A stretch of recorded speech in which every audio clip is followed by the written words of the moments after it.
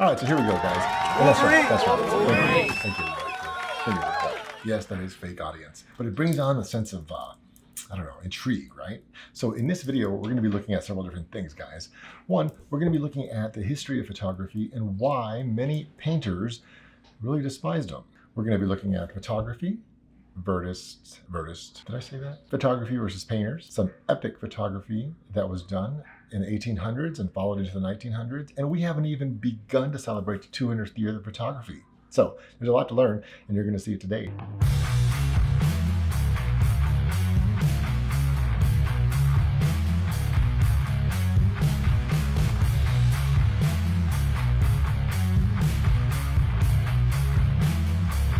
So this year we're going to change things a little bit because my tutorials are going to be more historical, but yet informative, but entertaining, all in one. My disclaimer is that I don't know it all. I'm sharing what I've learned. I'm sharing what works, what doesn't work, but that's based on what I've encountered. The title of this video is Photography is Not Art. Now, granted, this is not my impression. However, it is what many painters believed back in the 1800s. Now, I'm not just some seasonal photographer, videographer. I'm more of a man that still believes that the passion and the things that you want to do in life are still there if you work hard at it. There are those people like Peter McKinnon and Chris Howe and Matty Hapoka. I probably slaughtered that name. Sorry, Matty. And Sam Calder, who really inspired me. But guess what? These are the ones that inspired me to inspire others, like Mark Boulder, Lynn Gentry, Johnny Wynn, Paul Fox, my wife, my kids. We inspire each other. So let's go back there in 1839, when Louis Daguerre first invented the daguerreotype. This changed the visual culture through the 1800s. I mean, think about it. The general public had the ability to create what painters were currently creating through oils and all the things, and the time it took to create these things was just unimaginable. The invasion of photography then gave painters and photographers this sense of rivalry almost.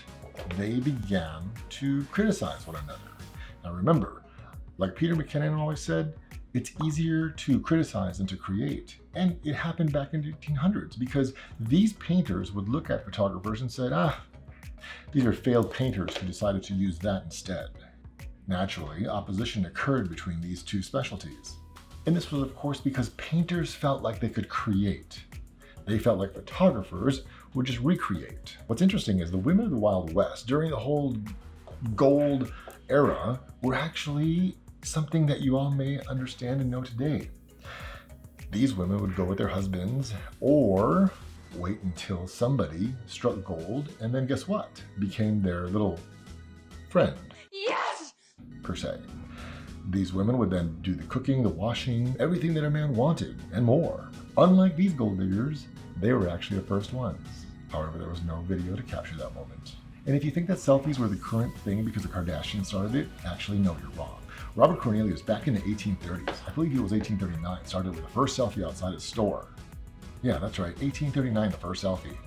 Amazing trivia. Interesting enough, sometimes people believe that photography was born before the 1830s, which was, of course, brought from, you guessed it, China. Too soon? But as we dive deep into photography and videography and all these things, one has to wonder because there is what I believe is a fusion going on right now. Because with the onset of Photoshop and all these editing software out there, now we're going back to what the painters thought and manipulating and changing the photograph into something that the photographer wants to show its viewers. For instance, Abraham Lincoln. A lot of people don't realize, but Abraham Lincoln was probably one of the first people that actually got photoshopped. And this is a true story. We end up doing composites. And composites are basically where we pull certain pictures out or put different backgrounds or adjust the sky. I find that the haters, or the keyboard commandos as I like to put it, are those who just really never appreciate the art. That's right, the art of photography. I call it the art of photography because I am a composite photographer. I adjust things, tweak things, and put things in a photograph that I believe are going to look better. But it makes me an individual and unique. So because of that, I'm going to show you what I did recently in a way that I can show creativity with photography and the art world. That is taking photography into videography and creating something like the following. I hope you enjoyed this video. We're going to have more like this, and please subscribe to our channel by subscribing and following. I hope you all have a great day. Thanks again for watching. Wolverine out.